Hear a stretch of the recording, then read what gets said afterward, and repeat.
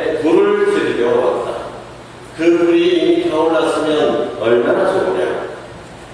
내가 받아야 하는 세례가 있다. 이 일이 다 이루어질 때까지 내가 얼마나 짓눌릴 것인가. 내가 세상에 평화를 주러 왔다고 생각하느냐? 아니다. 내가 너에게 말한다. 오히려 분열을 일으키려 왔다. 이제부터는 한 집안의 5 식구가 서로 갈라져 세 사람이 두 사람에게 맞서고 두 사람이 세 사람에게 맞설 것이다.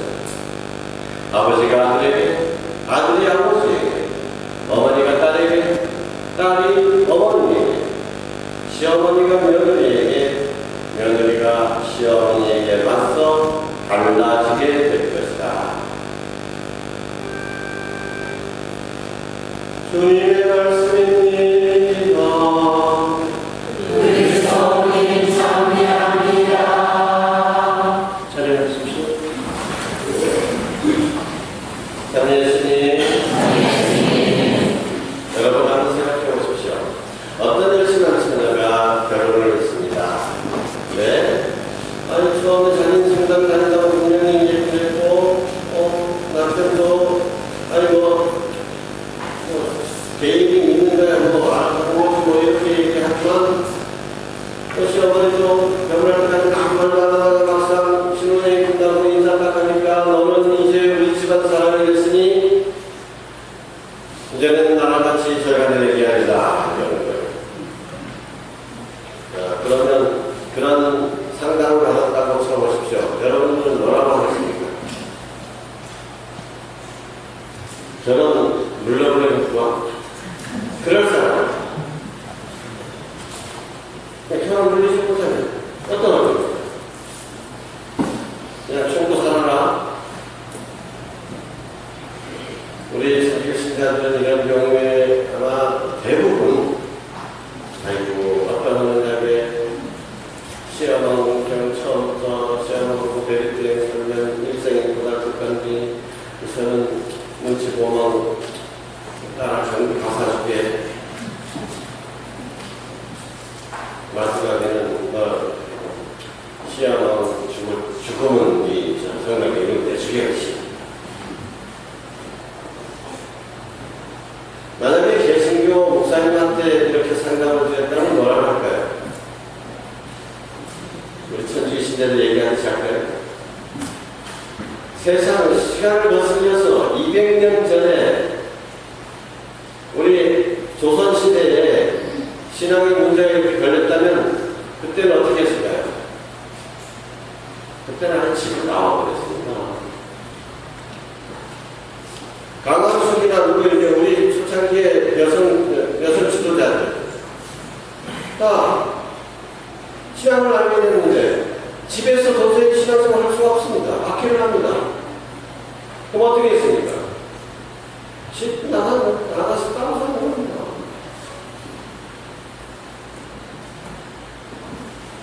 근데 이 순교자들의 후배인 우리들은 이렇게 그런 정신을 잊어버린 것 같아요.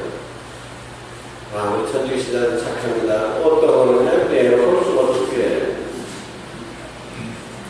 그런 경우가 아닙니다.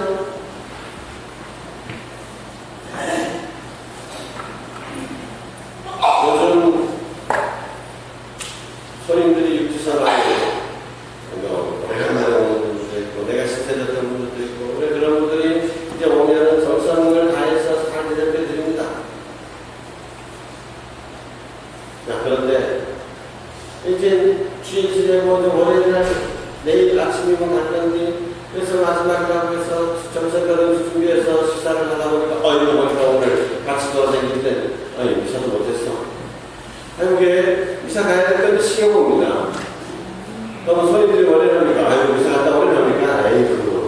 그냥 오늘 가는 거 빠지면 어떡하냐? 성당에 고해서 내리려면 그냥 고해만 하고 내리려면 그럼 우리 신자들이 어떻게 합니까? 개명이 시대만보다 그냥 혹시 단호하게 나는 앉아 싶어서 성경 가리지 않는다. 오늘 열릴 때문에 성경 못해. 갔다 와서 네가 나와 갔다 와야 된다. 에이 왜 dam쳤다.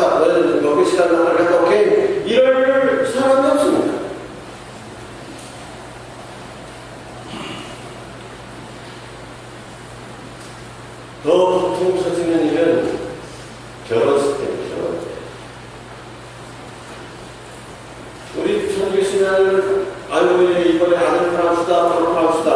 아이고, 이게 완전히 가서 미리 말해주셔야 됩니다. 그러면, 아이고, 신부님, 성가에서 어떻게 되는 것이? 아이고, 상관없어. 아들은 아들이라고 하면 보통 되는 거, 또는 놀이라고 하면 보통 되는 거라고 신자들은. 아이고, 우리 놀이라고 하는 큰 스님 못지않니 그쪽에서 허재는 대로 하고 다니는 아들은, 아이고, 기왕에 데리고 온 거라고 하니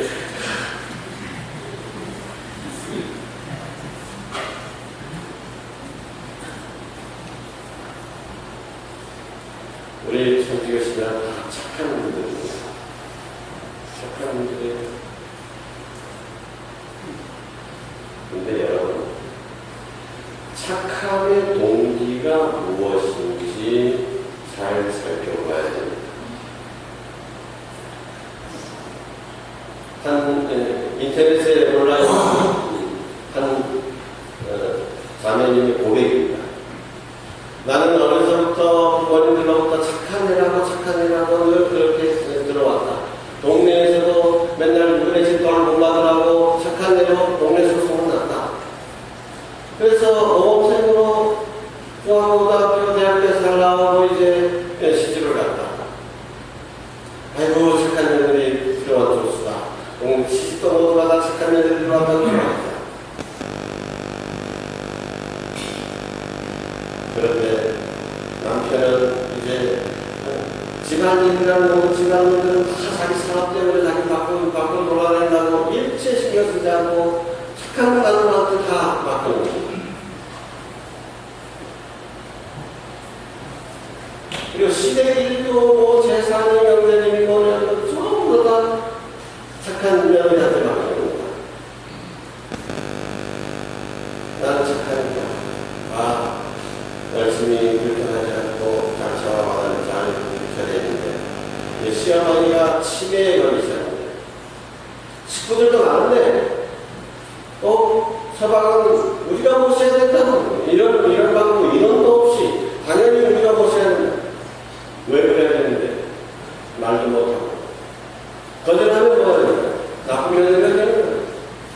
시어머니도 모시지 않으려고 하는 나쁜 며느리가 될 수는 없으니까 이제 그냥 모셔가지고 수발을 드는데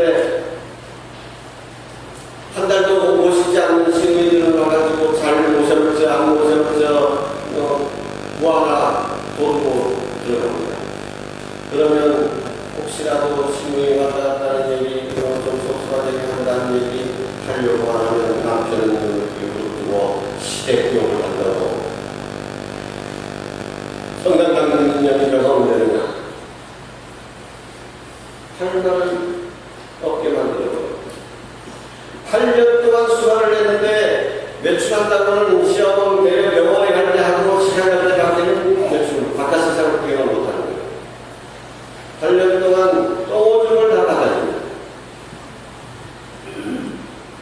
착한 여자입니까? 아닙니까? 착한 여자죠. 근데 이 착한 여자가 행복합니까? 불행합니까? 왜 착하게 살 때 행복해야 돼? 왜 불행할까?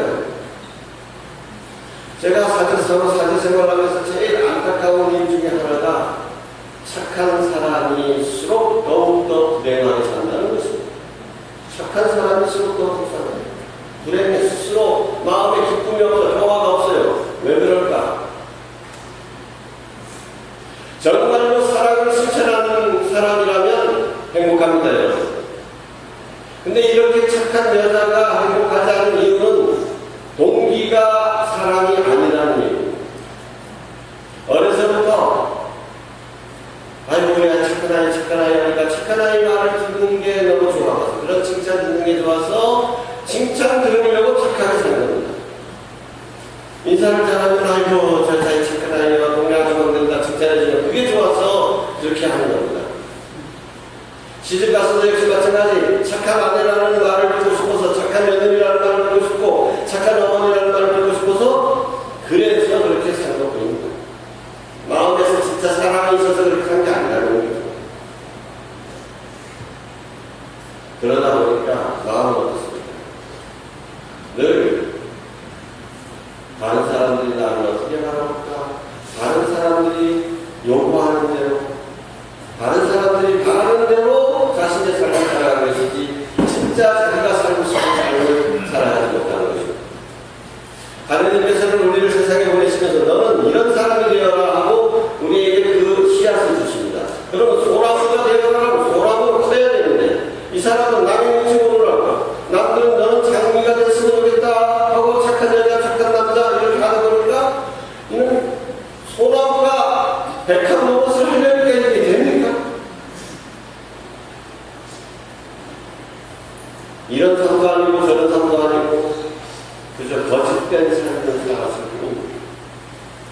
그래서 마음의 평화와 기쁨이 있을 수가 없습니다. 그래서 이제는 후회를 하는 거예요. 나 왜 이렇게 살았을까? 근데 더욱 안타까운 것은 많은 천주교 신자들이 그렇게 착한 여자, 착한 남자로 살면서 그것이 뭐가 잘못됐다는 것을 그냥 성경 신자들은 하나님 뜻에 따라서 잘 참고 살아야 되는 거 아니냐? 아닙니다. 하나님의 뜻은 그거 아닙니다. 하나님의 뜻은 하나님께서 나를 이 세상에 보내실 때 원했던 그 모습, 그것을 실현하는 데 있는 것입니다. 누구의 남편, 누구의 마누라, 누구의 어느 집의 며느리, 어느 집의 사위, 누구 아빠, 누구 엄마로 살아가는 것이 아니라 당당한 이름 정착이 있지 않습니까? 나는 아무개로 살아서 아무개의 삶을 완성시켜야 되는 것입니다. 근데 이것을 착한 여자 신드롬이라고 얘기합니다. 착한 아이 신드롬이라고 얘기합니다. 늘 눈치를 봅니다. 좋게 얘기하면 교회에서는 비굴한 삶이죠. 남의 눈치를 보면서 남의 비리를 건드리려고 하지 않고 남의 식사에 내 자신을 맡기려고 하는 것입니다. 남이 요구하는 대로 살아가는 것입니다. 심하게 얘기하면 꼭두각시의 삶인 것입니다. 그래서 무슨 삶의 보람이 있고 무슨 기쁨이 있겠습니까? 근데 천주교 신자들이 이런 성향이 많아요. 그런 것을 줏대가 없기 때문이라고.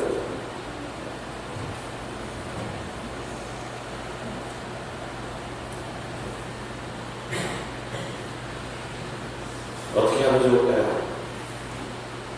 이제 당당하게 자기 자신의 진정한 욕구에 대해서 내가 진정으로 살고 싶은 삶에 대해서 인정을 해줘야 됩니다.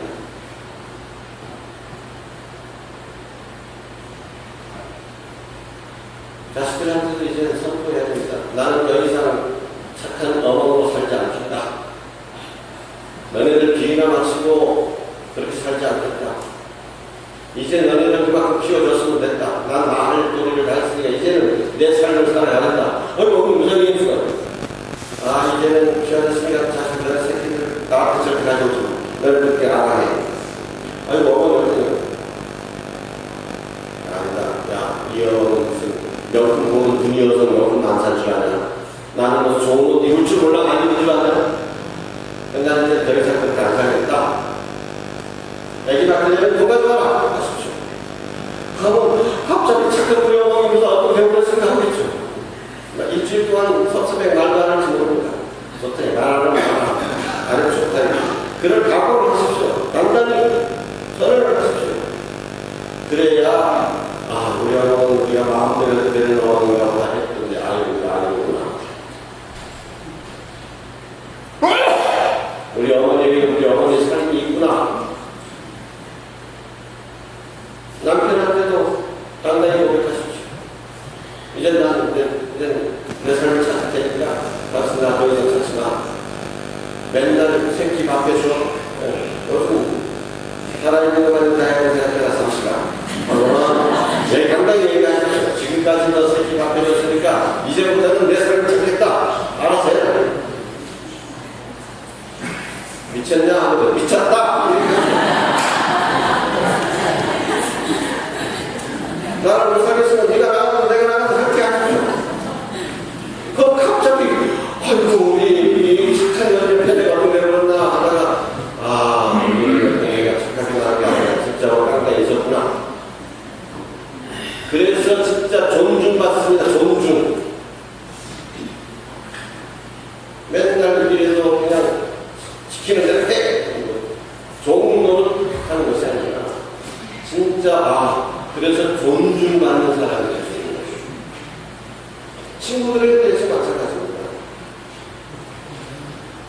고백선사도 들어보면 최고의 나는 절대 그 정보를 않으신 뒤에 친구가 한국 데려다 주랬다고 했니?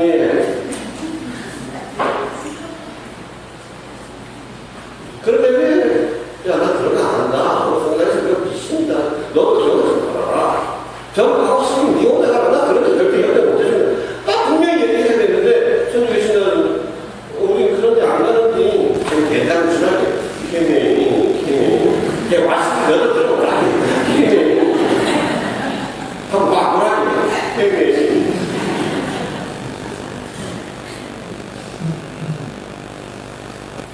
단호함이 있어야 됩니다. 수술을 해야 됩니다. 그냥 좋은 게 좋은 거다라고 넘어가는 것은 속이는 거죠. 신부에게는 착한 신부, 신부름이 없을까요? 착한 신부는 어떻게 신자들한테 막 비키지 말고 화내지 말고 누가 다 보고 잘해줘야 된다. 착한 신부가 돼야 된다는 이런 저도 강박관념이 있죠. 그러니까 그날 때마다 저 사람들이 쏘고 뛰어나면서 참 예수님 참 좋게 돼. 오죽하면서 신부는 기생이다라고 얘기했어요. 기생이다. 입이 맞추고 저기 맞추고. 자, 근데 여러분 그렇게 어리석습니까?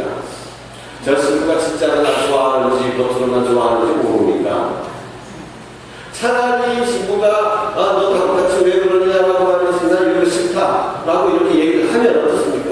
저 신부 저러면 싫어하는구나라고 해서 그러면 뭐 어쩔 수 없다라고 하든지 아니면 고치려고 하든지 진정한 관계가 성립되잖아요. 근데 내가 그냥 예수님 하다고 이게 뭐예요? 속으로 지금전에 저희 속으로 남기고 해서 이게 진실한 관계가 생길 수가 없는 거죠. 그럼 어떻게 한번 싸워야죠.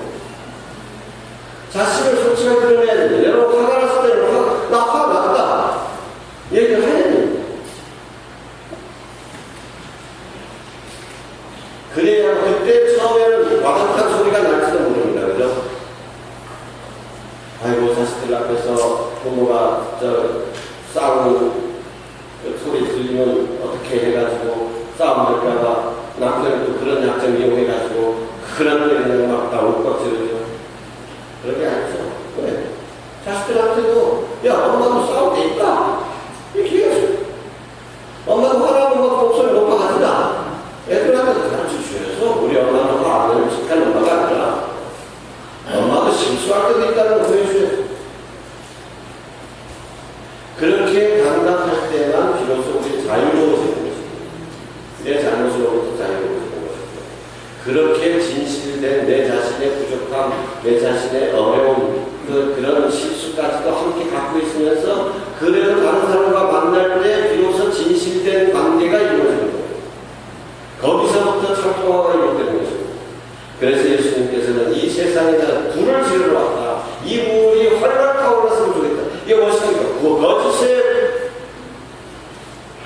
관계들을 다 불태워버리고 싶다는 얘기입니다. 그래야만 새로 시작할 수 있죠. 평화를 주는 줄 아느냐 아니다. 분열을 일으키러 왔다. 예. 거짓 평화가 이 세상에 흥행합니다. 자, 우리나라를 보면 지금 국정조사다 거의 이러고 있죠. 근데 사실 민주주의에 있어서 국가기관이 세금으로 권력을 이용해서 대통령 선거에 개입하려고 했다는 조그마한 단초라도 나오면 이건 엄청난 사건입니다. 민주주의 국가에서 있을 수 없는 중대한 범죄입니다. 그러면 철저히 파헤쳐야죠. 근데 지금 인생이 어떻고 경제 상황이 어떻고 그러니까 그건 무슨 경매 때문에 저 박근혜가 대통령이 안 되시거나 일단 끝난 얘기니까 넘어가자 박차법 붙이자는 거예요. 왜 자꾸 경영하면 촛불 들고 경험은 막 자꾸 사회가 시끄러워지고 그러면 또 경제도 안 좋아질 거 아니냐. 여러분 몸에 종기가 났을 때 어떻게 해야죠? 그냥 맞춰서 붙이면 되겠습니까? 칼로 째야 됩니다. 이제는 아픔을 감수해야 됩니다. 그 피곤을 맛봐야 됩니다. 그런 다음에 비로소 감사부를 하셔야 한 시기가 되는 거죠. 그때 참 평화가 있기 때문이지 그냥 수술 없이 아픔 없이 분열 없이 좋은 게 좋은 거다 해서 넣어가지고는 나중에는 더 넘나가지고 몸 전체가 죽게 되는 것입니다. 지난번에 말씀드렸지만 우리나라의 이 사회의 모든 문제 중에 가장 큰 원인 중에 하나가 이 뿌리 고름을 제대로 짜내지 않았다. 친일감을 청산하지 못했다. 이런 거죠. 우리 개인적인 성도에서 마찬가지입니다. 내가 이렇게 얘기하면 남편하고 싸움이 돼야 되는데 내가 이렇게 얘기하면 시어머니랑 얼굴 피해야 되는데 시댁이랑 또 안 좋아질 건데 예. 그런 걸 두려워하고 그냥 그렇게 살다 보니까 내가 도대체 뭐 하면서 살았나 싶은 것입니다. 거짓된 삶이죠. 그건 희생하고 사랑을 실천한 게 아닙니다. 남한테 나쁜 사람이라는 소리 듣고 싶지 않아서 비굴하게 살아가고 있습니다. 이제는 당당해서 때입니다. 분열을 두려워하지 말고 그래도 내가 내 자신을 있는 그대로 나누어야 됩니다. 그러고 난 다음에 비가 온 뒤에 땅이 묻어지듯이 진짜로 정말 진실된 관계가 자라날 수가 있는 것입니다. 용기를 내시고 분열을 두려워하지 마시고 참 평화를 위해서 해야 할 일을 하시고 그래서 정말로 자유로우신